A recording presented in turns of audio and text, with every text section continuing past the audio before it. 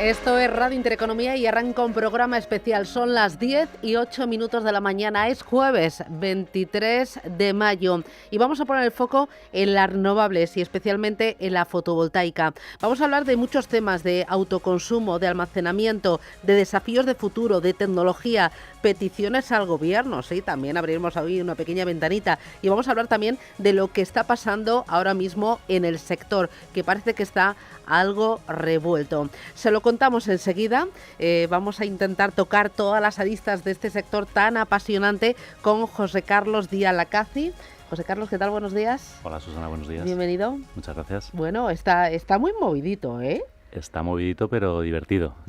Ahora lo comentaremos, pero yo creo que es el momento de pararnos, pensar y ver lo que va a pasar. Bueno, lo de divertido no sé si el adjetivo está muy bien elegido. Me acompaña Alberto Hernández. Alberto, ¿qué tal? Buenos días. ¿Qué tal? Buenos días, Susana. ¿Tú dices que también está divertido? Sí, las curvas siempre son interesantes. Alberto Hernández es CEO de Energy Solar Tech y me acompaña también Carlos Jiménez del Valle. Carlos, ¿qué tal? Buenos días. ¿Qué tal, Susana? Buenos días. Porque vienen curvas, ¿no?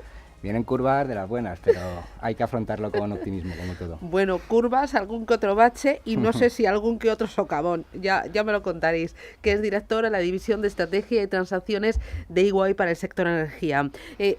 Oye, lo primero, ¿qué está pasando en el sector de las renovables? Porque yo día sí, día también me encuentro alguna noticia no muy buena, no muy afortunada sobre empresas que está en complicaciones o que tiene algún apunte contable que no ha pasado el listón del auditor. Estoy pensando en uno La Luz, en un Solar Profit, en un Soltec y bueno, antes tuvimos cierta marejada con otras compañías. Contarme qué es lo que está pasando.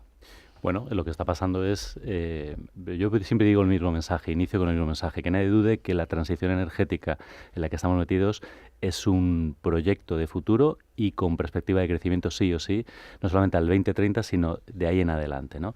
Entonces, lo que está pasando es que cuando tú haces un foco en el día a día o en el más corto plazo, pues las altas demandas que ha habido por los precios de la luz que ha habido en el 21, 22 y sobre todo 22, ¿vale?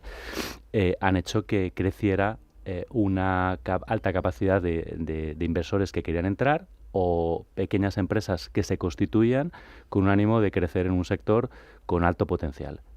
Cuando creces sin control, pasa que hay una desaceleración o una contracción normal en un proceso de expansión y sucede que hay un parón. Y ese parón, si te pilla mal dimensionado o te pilla con un proyecto especulativo, se cae. Y eso es lo que está pasando. Básicamente es un proceso de contracción en algo o en un tránsito de crecimiento. Y cuando haces zoom, pues va a pasar que los proyectos pequeñitos o no bien armados o no bien estructurados, pues se vayan cayendo. Bueno, yo estoy muy alineado con esa opinión, ¿no? Y esto se resume muy sencillamente. A la tormenta siempre le viene la calma. Igual que a la fiesta le viene la resaca. Entonces esto es lo que nos toca. Hemos vivido unos tiempos verdaderamente de bonanza con mucho crecimiento del sector, animado por fondos europeos, animado por unos tipos de interés muy bajos y animado por unos precios de energía extraordinariamente altos, y ahora tenemos un escenario distinto. Entonces, quien ha gestionado en el medio y largo plazo la compañía para tener sostenibilidad desde el punto de vista financiero de la compañía y seguir creciendo incluso en situaciones de tormenta, pues tendrá una oportunidad muy interesante ahora porque somos menos competidores. Hay evidentemente más parcela para todos y un futuro que sigue siendo prometedor, y quien no ha tomado esas decisiones pues tiene que estar gestionando la supervivencia de la compañía y en algunos casos hasta el cierre, ¿no? Claro, ahí cuando decíamos o decías crecimiento sin control, porque ha habido en los últimos años un crecimiento descontrolado, ha habido demasiados actores en una industria y ahora lo que estamos viendo es que ha explotado, está estallando la burbuja de las renovables. Efectivamente, yo estoy muy de acuerdo con mis compañeros. O sea, recientemente, precisamente en el 2022, ¿no? Con los precios tan elevados que han existido, todo motivado por el tema de la guerra, el incremento de los precios de combustibles, etcétera, etcétera, ¿no? Pues hoy ha habido una atracción inversora descontrolada, viéndose precios muy, muy elevados para lo que realmente había habido a pasado y lo que realmente a nivel fiel debe ser a futuro, ¿no? Por eso debe haber un crecimiento controlado y debe ser una perspectiva ¿vale? Para que el inversor pueda obtener esa rentabilidad, pero con unos límites que ahora están acotados por los precios de mercado actuales y, lógicamente, pues las perspectivas de CAPEX que pueda haber y la situación regulatoria actual, ¿no? Claro, ¿y tanto ha cambiado el entorno en tan poco tiempo? Porque venimos, como decíais, de un momento de subida de los precios energéticos muy elevado, de unos tipos de interés que estaban a cero o en negativo. ¿Tanto ha cambiado el entorno para que veamos que cada 2 o 3 días hay un señalamiento a alguna empresa relacionada con renovables? No es directamente proporcional el cambio real que ha habido, porque efectivamente sí que ha habido, hablamos del 22, la guerra de Ucrania, picos de 500, 700 euros el megavatio, o sea, una barbaridad. Todos los días amanecíamos en prensa, o telediarios, con precio máximo de la luz titular, que bombardeaba al público tanto residencial como empresarial, y esa volatilidad de precio y esa dependencia de la energía en cuanto a que es el motor de la actividad, tanto fabril, de construcción de las empresas como de tu hogar, pues hacía que se buscara un refugio rápido en soluciones como el autoconsumo. Si intentamos relacionar esa situación con la de ahora, en la que los precios, como estamos diciendo, han bajado. Ahora hablaremos, si queréis, un poquito de la tendencia a futuro, ¿vale? Pero hay un hecho que los precios han bajado, nadie tiene esa necesidad imperiosa de bajar el precio de la electricidad, y lo que sí tenemos es una subida de tipos de interés que está cogotando tanto a las familias como al resto del tejido empresarial. ¿Qué sucede? Que si tú estás preparado y has hecho un dimensionamiento, hablo de las empresas que nos dedicamos en este caso al autoconsumo, pues lo que vamos a hacer es, vamos a tener esa función de acordeón para acomodarnos a la demanda real. Porque sí que había empresas que habían sobredimensionado esa situación y pensaba que eso se iba a prolongar durante mucho más tiempo, y quizás habían cargado demasiado costes fijos y habían inflado las expectativas, ¿no? 100%. El hecho es que si no, hay dos hechos, que tú te dimensionas para una demanda que está inflada por una situación coyuntural y la adoptas como una situación que va a persistir. Dos, basas tus crecimientos solamente en pasivo laboral, o sea, en gente dedicada a hacer esas tareas, y no has automatizado, no has estructurado autoorganización desde el punto de vista de digitalización de procesos, de reducción de esa demanda de la mano de obra. Y la tercera derivada va más relacionado con que no has diversificado. O sea, es decir, si pones todos los huevos en una cesta y solamente te dedicas al autoconsumo residencial, y la demanda cae un 53%, como ha caído del 22 al 23, esos son datos del 23. El 23 ha caído un 53% en residencial. ¿Qué pasa? Pues que tienes que reducir no el 53% de tu plantilla, seguramente un poquito más. Y si tienes 1000 y pico personas, pues es poner un ERE a 500, 800 personas. Y eso es lo que está sucediendo en determinadas empresas. Claro, me dices que el autoconsumo pinchó el pasado ejercicio, pero sin embargo el autoconsumo tiene por delante un amplio recorrido. ¿Esto no significa que esté muerto? Correcto, o sea, el autoconsumo en los objetivos del PNIEC nuevo, son 19 gigas, lo que se tiene proyectado para el 2030. A cierre del 23 creo que estamos en 7 gigas, más o menos, ¿verdad? Y la mayor parte de estos vienen actualmente del C&I, ¿no? Del comercial e industrial. Si bien es cierto que la parte residencial sí que ha experimentado crecimiento desde el 19 hasta el 22 principalmente, ahora el 23, como comentaba mi compañero, ha desacelerar un poco por el tema de los precios. Sí que existe el reto importante de la parte industrial, ¿no? Porque el sector electrointensivo en España cada vez está más en auge, está en boom todo el tema de los data centers, que todo este sector requiere bastantes criterios de sostenibilidad. Ya tienes un despliegue, ¿no? de la parte de renovables, en este caso tecnología fotovoltaica, vía off-grid, con PPAs on-site, para que pueda potenciar aún más este objetivo de 19 gigas. Ten en cuenta que estamos desde el 19, no llegábamos ni a casi 200 megas o por ahí, hasta el 23 estamos en 7 gigas y nos quedan todavía 7 años para llegar al 19.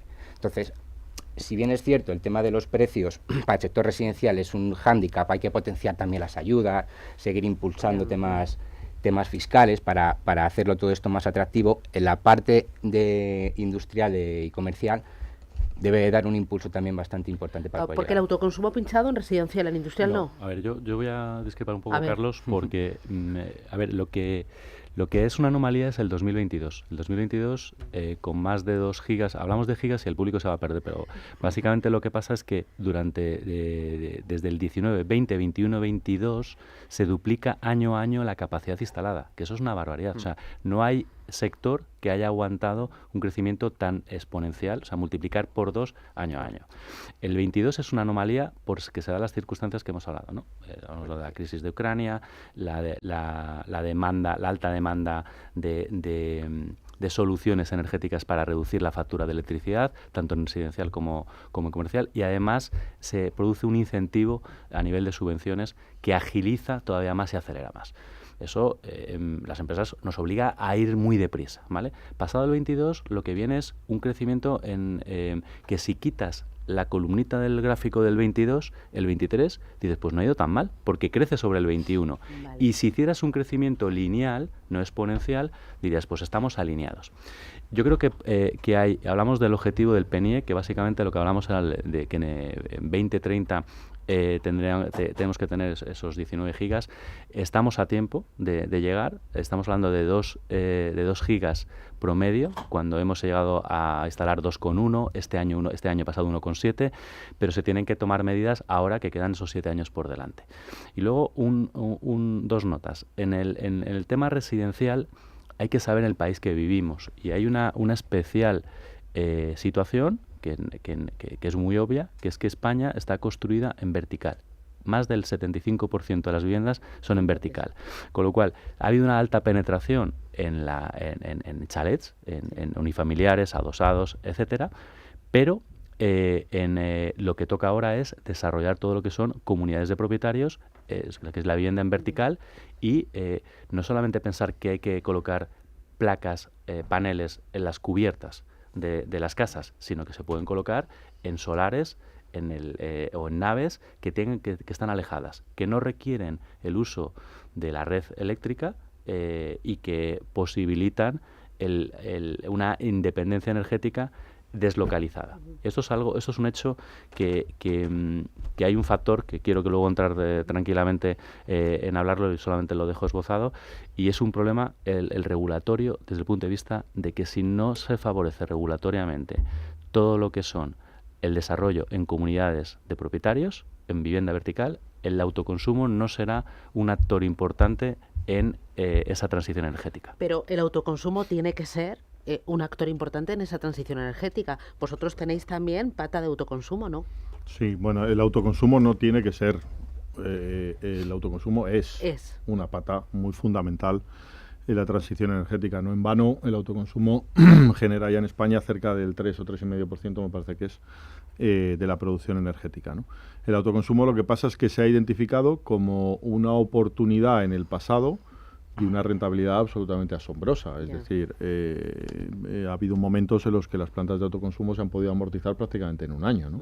Entonces, es que no, las empresas o incluso los particulares, rara era la oportunidad de inversión que tenían que fuera más rentable que el autoconsumo, ¿no? Y ahora pasamos a un escenario de racionalización, donde el autoconsumo, que es un activo que dura 25 años, pues tiene que amortizarse en un plazo medio de tiempo, y evidentemente tiene que pensarse desde una forma estratégica, en el sentido de que voy a ampliar y aumentar mi consumo energético a futuro, porque voy a tener vehículo eléctrico, porque tendré climatización eléctrica, porque tendré cada vez más consumo energético, tanto en empresas como en particulares, y entonces el autoconsumo es una herramienta absolutamente excepcional para reducir esos consumos, ¿no?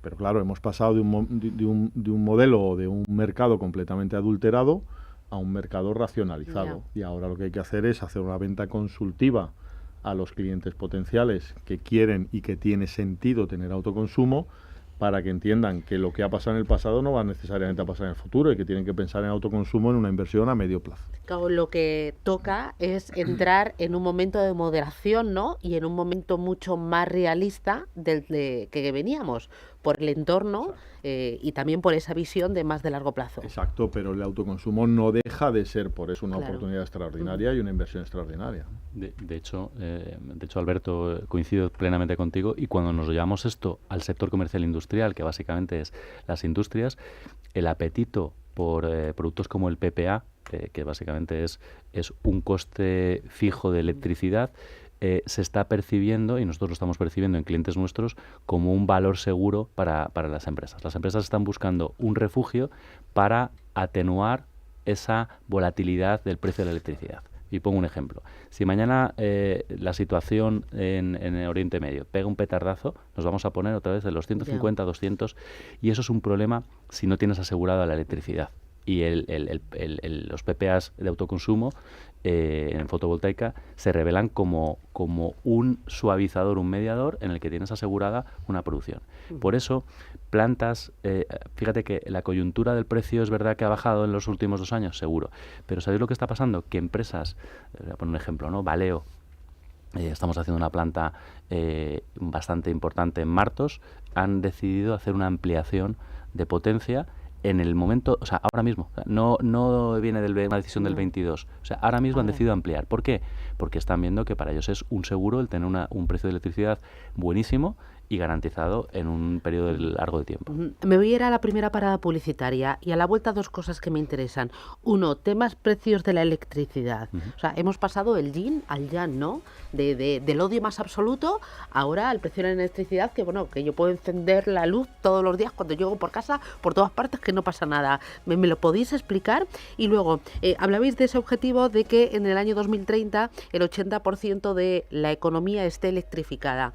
¿Está realmente la pata residencial, la pata industrial, la pata del transporte preparada para ese plan tan ambicioso? No sé si nos hemos pasado de expectativas o de poner el objetivo muy ambicioso y muy cercano en el tiempo.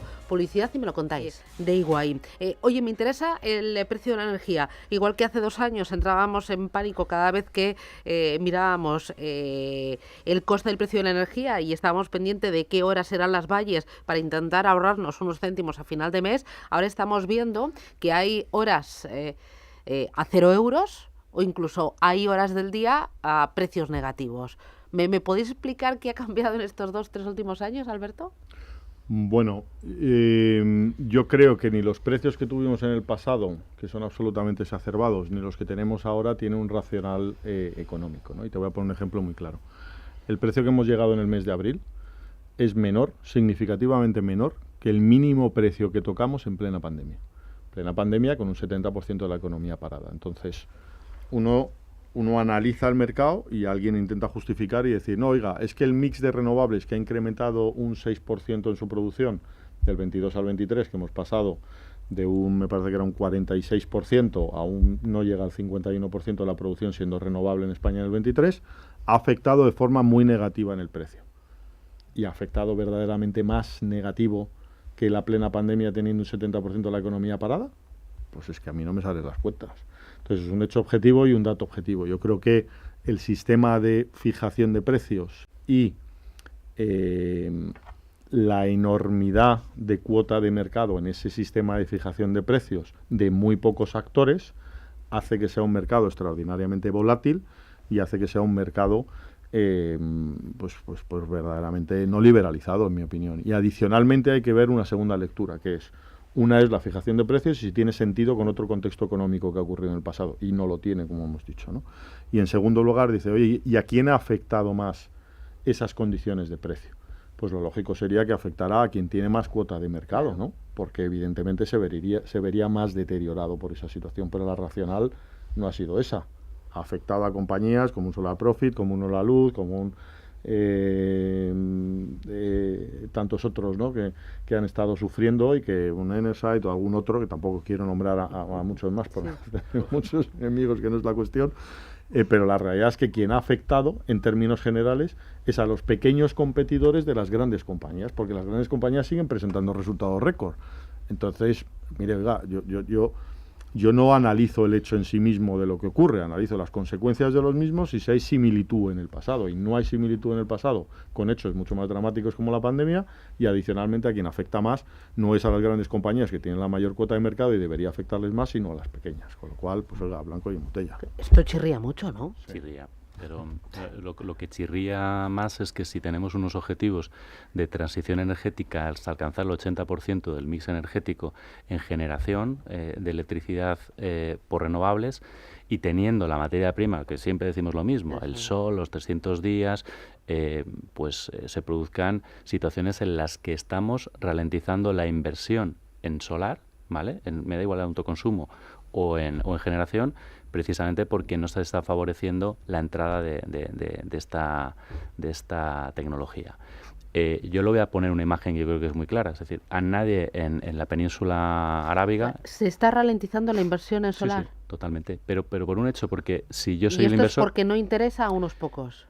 No, porque si yo vendo electricidad en las horas solares y resulta que las horas solares están cercanas al cero, lo que hago es, porque yo como inversor, ¿qué rentabilidad tengo? ¿La que tenía hace un año o dos, o la que voy a tener supuestamente con precios cero? En la que la inversión, que tengo que hacer una inversión con un CAPEX, con una infraestructura, con unos problemas de conexión, que luego hablaremos con los problemas y los retos que tenemos con las distribuidoras y el entorno regulatorio, pues a nivel de generación, pues hay una contracción de decir, oye, espérate un momento, a ver si tiene sentido seguir invirtiendo en España o no.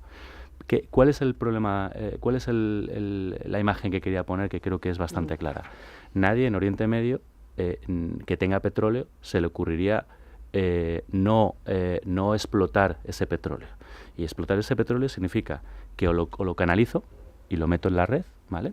O lo envaso, lo almaceno, y eso es la batería. Entonces, la salida que tiene y una de las necesidades que tiene el entorno fotovoltaico es el almacenamiento. Porque tenemos la materia prima ilimitada, que es el sol, y lo que tenemos que hacer es coger y encapsularlo para reaprovecharlo las horas no solares, que es donde tenemos la alta demanda en residencial. Se está perdiendo energía.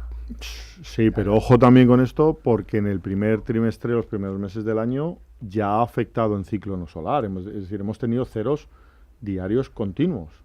Y hemos tenido un precio, creo que el de abril ha sido, no sé si ha sido de 16, de 14, de 17, pero por ese orden, ¿vale? Claro, un precio de 17 euros megas no había ocurrido en la historia, y no ha ocurrido en pandemia y no ha ocurrido. Entonces cuando ya no llegamos en el año 2022 a 100 y pico, ¿no? O sea, no sé cuándo fue. El año 2022 cerramos, incluido el tope al gas, en 208, si no me equivoco. 208, claro. Y el mes pasado 16. Claro, entonces una industria que es intensiva en inversión y que tiene una volatilidad de fijación de precio de pasar de 200 euros por unidad de energía a 16, pues claro, dices, ¿se ha ralentizado la inversión en renovables? Pues claro que se ha ralentizado. ¿A quién beneficia la ralentización? Esa es la pregunta. Claro, y esta distorsión, ese de ir de 200 a 16... no ha afectado a los beneficios de las grandes, pero sí ha metido mucha distorsión a las pequeñas. Exactamente, de hecho, hace apenas... A los jugadores más débiles. Exactamente, hace apenas una semana había un artículo en prensa que indicaba la energía ha bajado un 80%, pero el impacto que ha tenido en el precio del consumidor ha sido solo de un 14%. Vale. ¿Quién tiene la mayor cuota de mercado en el ámbito del consumidor, ¿no? ¿Y cómo salimos de aquí? O sea, porque ya hemos detectado el problema. Ya hemos detectado el problema, ¿no? Lo tenemos todos claro. Fijar una ecuación de fijación de precio que sea racional y que entienda que para que ocurra una transición energética tiene que haber inversiones, y para que haya inversiones tiene que haber rentabilidad. Y entonces favorecer la rentabilidad, una fijación de precio justa y una rentabilidad adecuada para quien hacemos las inversiones en el sector. Vale, ¿y eso es una petición realista o estás...? Hombre, es el único mercado en el que no ocurre, ¿no? En todos los mercados la competencia fija su precio y es un precio racional con respecto a las inversiones, ¿no? Si yo hago autopistas, pues tengo la capacidad de monetizar esas autopistas y hago... ¿no? Eso es lo que te dice la razón, pero sabes que la razón no siempre llega a buen puerto. Pero para eso estamos los agentes del sector, para luchar para que impere la razón, porque nos vamos a dejar vencer porque no impere la razón. tenemos que poner criterios de sentido común. Y para eso están los agentes de mercado, para eso están los competidores en el mercado, para eso están las autoridades, la CNMV, la CNMC, etcétera, etcétera, y las autoridades europeas. ¿Y las autoridades están por esa labor en España? Bueno, Luego ya hablamos de las europeas. Ya es que me estás metiendo en un charco de cuidado, pero vamos. No, te has metido tú solo. No, te has pero metido te tú voy a solo. decir una cosa. Yo te ¿A quién pregunto, beneficia las una autoridades reducción de la inflación y una bajada del precio de la energía?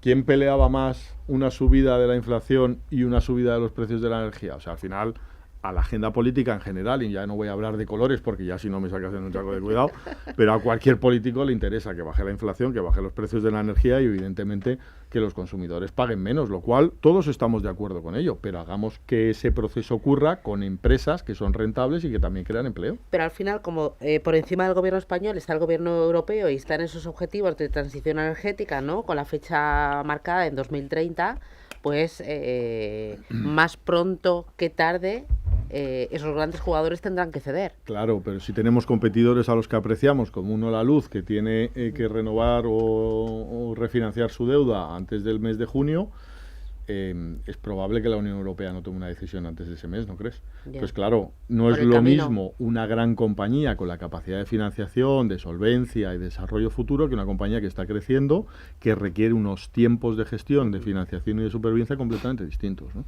Entonces, claro, hay medidas que van a nivel europeo que ajustan desde el punto de vista del sector, otras que son de buena gestión empresarial que evitan que te metas en un problema de esas características, como han hecho muchas otras empresas del sector, ¿no? Y seguimos presentando, por ejemplo, nosotros resultados muy buenos, y otras medidas que se deben tomar en el corto plazo. Porque, claro, hay que asegurar que quien hace inversiones en algo de la cuantía que hacemos las empresas de renovables, pues tengamos una rentabilidad y no tengamos una volatilidad completamente disparatada, ¿no? Claro, ya que estamos metidos en este berenjenal, peticiones entonces aquí a los reguladores españoles. Una ecuación de fijación de precio justa. ¿Carlos? Va a ser el 1, 2, 3. Por mi parte, que se contemple la batería como un elemento, primero, que se ayude a la instalación de baterías en autoconsumo y segundo, que se pueda gestionar esa flexibilidad en la demanda, que básicamente es que si yo genero electricidad y tengo unos paneles en mi casa, en una empresa, pueda almacenarlo y pueda devolverlo cuando yo quiera y que se me pague por ese valor real, no de la franja en la que lo he generado, sino en la franja que lo utilizo, y que haya esa libertad para poder utilizar esa capacidad que tenemos de generación de electricidad en el momento que nosotros queramos, y que haya una operación incluso centralizada para poder utilizar esas baterías descentralizadas sin tener que tener altas inversiones en red eléctrica. Claro, ahí la tecnología está preparada. Totalmente. Totalmente. De hecho, estos son modelos que están operando ya en otros países y funcionan sin ningún tipo de problema. Cuando se habla de batería siempre volvemos a lo mismo, ¿no? Es decir, pero es que las baterías cuestan muy caras. Segundo, es que se amortizan en los ciclos. ¿Cuánto de una batería, no? Bueno, pues al final lo que estamos viendo es que, hablando con fabricantes de primera línea, los precios de las baterías van a seguir bajando. El litio hay una progresión. Goldman Sachs siempre saca los famosos estudios de caída, y en los próximos 2 años va a caer un 20 o un 25% el precio del litio, que es la materia prima de las baterías. Pero la segunda derivada es que la batería ya tiene una vida media de 10, 12 años sin ningún tipo de problema, con lo cual se puede amortizar perfectamente esa batería en un entorno tanto residencial como industrial. Nosotros estamos ahora mismo en proyectos industriales instalando baterías de 2, 3 megas hasta de 30 tenemos ya proyectos. Y lo que queremos hacer es ganar independencia. Con una batería y una instalación, por poner un ejemplo muy claro, puedes llegar en una residencial a tener un 90% de independencia, es decir, solamente demandar de la red un 10% de electricidad. Eso es autonomía, eso es independencia, y eso es abstraerte de lo que pase a nivel coyuntural e internacional. ¿Carlos? Sí, yo estoy un poco alineado, ¿no?, con José Carlos y Alberto, que hay 2 puntos que sí que me gustaría resaltar. Uno, alineado con lo que dice José Carlos, es el tema del almacenamiento, ¿no? El almacenamiento tiene un reto, volviendo un poco al PNIEC, de 18 gigas y medio, y es clave para la transición energética. Es clave porque tiene dada su operativa, tiene 2 componentes muy relevantes, que es evita el curtailment, o sea, vertidos, ¿de acuerdo?, que es un tema que preocupa bastante, dado todo el despliegue que hay de renovables, y luego aplana precios por su operativa, porque se carga en horas de precio bajo y descarga en horas de precio alto, con lo cual afecta positivamente a un menor apuntamiento de la tecnología fotovoltaica, ¿no? Bien es cierto, como comentáis, que es una tecnología que a nivel de CAPEX, oye, ha ido bajando bastante, pero todavía no ha generado esa economía de escala tal como para funcionar por sí misma, ¿vale?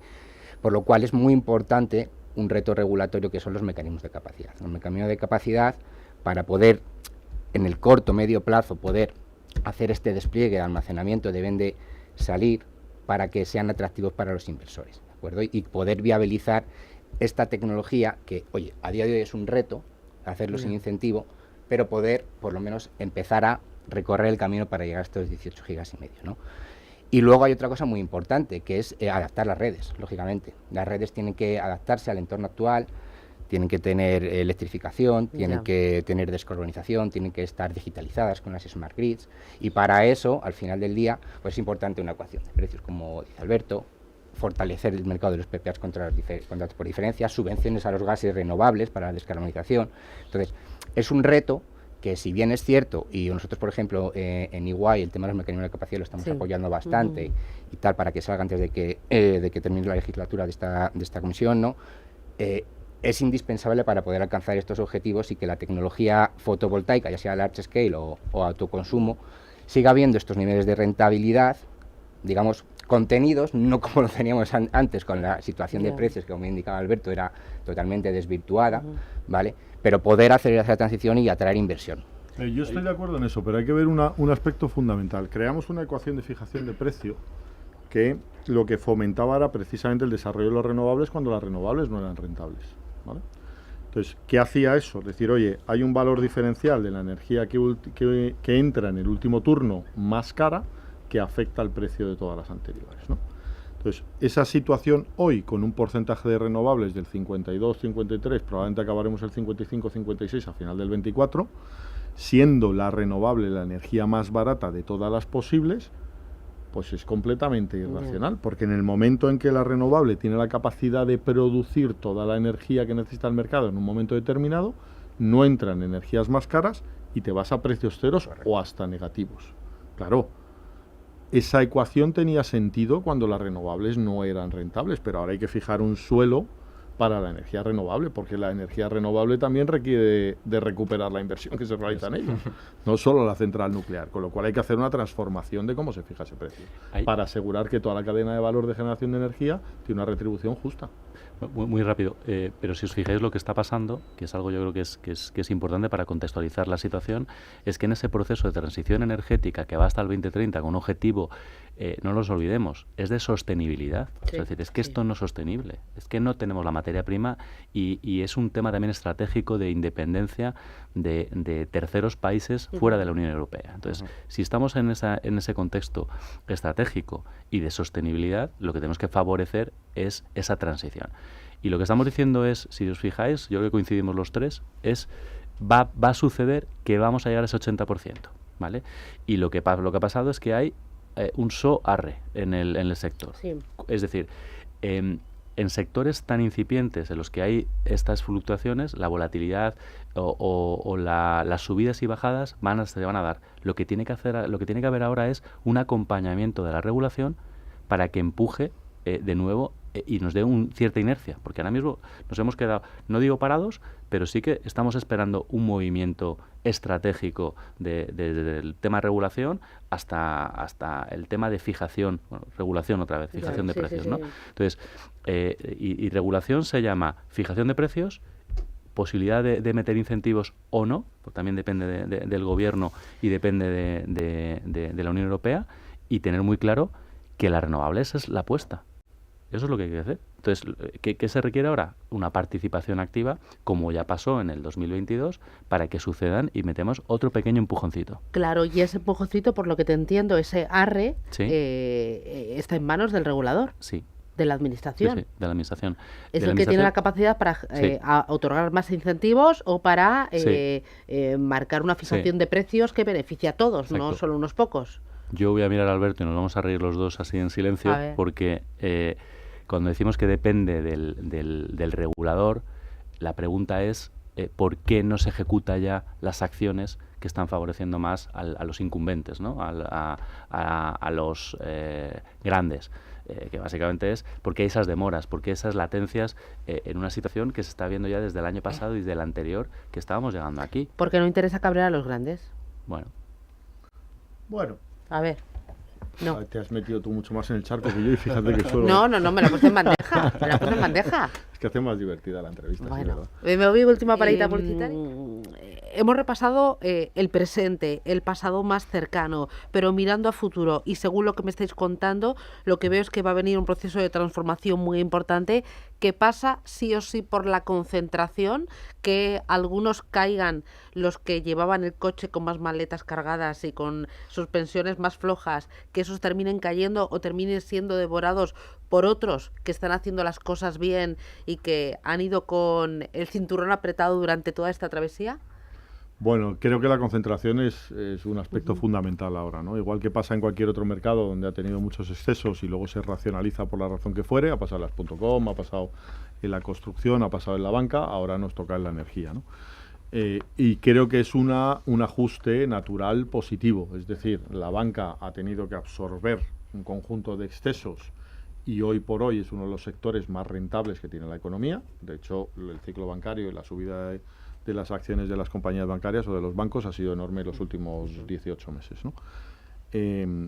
Pues no va a ser menos la energía. Y creo que es bueno y natural el que compañías que han gestionado mejor tengan la capacidad de aglutinar y unir otras compañías que igual no lo han hecho tan bien para seguir creciendo. Bien, esa es una de las posibilidades, y otra de las posibilidades que yo veo más clara que la otra, que esta, es pues las compañías que lo han hecho bien, unámonos para hacer una compañía todavía más fuerte y ser capaces de captar más mercado y crecer con más rapidez. Lo veo natural, ¿no?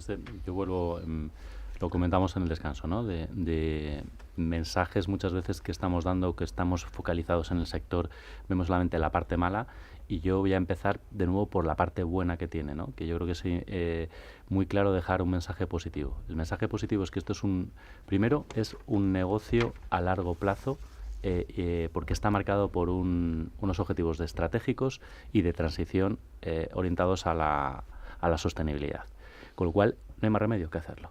Lo segundo es que en procesos en los que hay esa volatilidad y esa alta demanda que va y viene, va a haber procesos de concentración, que son naturales y es como la vida misma, sí, como la selva. O sea, es el proceso de selección natural. Se van a quedar los mejores y se van a quedar los más fuertes y los que han sabido guardar las reservas y no se van a gastar todo en el primer sprint, ¿vale?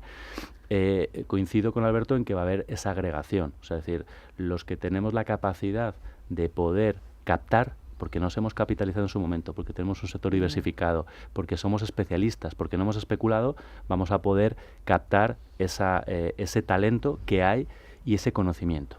Y acabo diciendo, ¿y el por qué? Porque tenemos en España no solamente la materia prima, sino el tejido empresarial y el conocimiento para hacerlo. Y eso es algo que no lo puede decir todo el mundo. Y cuando tú hablas de que España es una potencia en el sector de las renovables a nivel mundial, es que lo era hace 20 años, cuando se instalaban grandes plantas fotovoltaicas por todo el mundo, que en España llegó un momento en que decidieron cortarlo y bueno, pasó lo que pasó. Y incluso tenemos fabricantes de paneles, de celdas aquí en España y no venía todo de China. La mejor del mundo, la mejor del mundo. Nosotros tenemos gente que venía de Isofotón, por ejemplo, que son libros andantes de conocimiento. Y eso no solamente nos ha perdido, sino lo que hemos hecho es reconvertirlo. Con lo cual ahora mismo España es una potencia a nivel europeo y tenemos la capacidad para exportarlo. A medio largo plazo, entonces, largo futuro, amplio futuro para las renovables y muy bueno. Lo que estamos viendo es un simple tropezón y ya está, ¿no? Algo lógico. Yo veo un futuro muy prometedor y brillante. Pero además por una sencilla razón. A día de hoy el 24% de la energía que se consume en el país es eléctrica. Y los planes europeos es que en el 2030 el 80% de la energía que se consuma en el país sea eléctrica. Es decir, tiene que desaparecer petróleo, tiene que desaparecer gas, tiene que desaparecer carbón. Es decir, estamos ante un mercado que va a tener un crecimiento muy importante. ¿Qué pasa? Que el crecimiento de la demanda está asociado a cambios estructurales de la economía. que es tienes que conseguir la adopción del vehículo eléctrico, tienes que conseguir que quienes todavía queden con calderas de carbón desaparezcan, que las calderas incluso de gas menos eficientes también se sustituyan, que la industria sea cada vez más eléctrica, que utilice menos combustibles fósiles, etcétera, etcétera, ¿no? Entonces eso es un cambio estructural que lleva más tiempo de ajuste, pero va a ocurrir. Entonces, que no lo conseguimos en 2030 o en 2032 o 2033, eso, la verdad, para mí es irrelevante. La realidad es que llegará un momento, dentro de relativamente poco tiempo, si miras a medio plazo, que el 80% y hasta el 100% de la energía sea eléctrica. Entonces hay una oportunidad para las compañías eléctricas enorme. Me quedan 2 minutitos escasos. Titular de cierre a cada uno de vosotros. Nos vamos a ir con el vaso más que medio lleno, optimista, brillante, total. Carlos, titular de cierre, una idea que quieras que nos llevemos. Yo diría que el sector no es tanto como lo que era antes, pero no es el pánico que hay ahora, porque es algo de largo plazo. Y hay unos objetivos vinculantes que hay que cumplir, el deber principal es este, y debe estar bien acompasado con un marco regulatorio estable, predecible y atractivo para los inversores, junto con la adaptación de las redes. José Carlos. Que nadie dude que somos potencia mundial, que ninguna persona, ya tenga su casa o tenga su empresa, dude que el autoconsumo es una solución para tener no solamente independencia energética, sostenibilidad, sino ahorros, y que es un activo que lo va a tener durante 25 años, como comentaba Alberto. Alberto. Pues yo diría, mira, una situación coyuntural con la que tenemos, con la promesa de futuro de un crecimiento del sector enorme y de demanda enorme, es una oportunidad fabulosa para comprar acciones de renovables al que juega a medio plazo.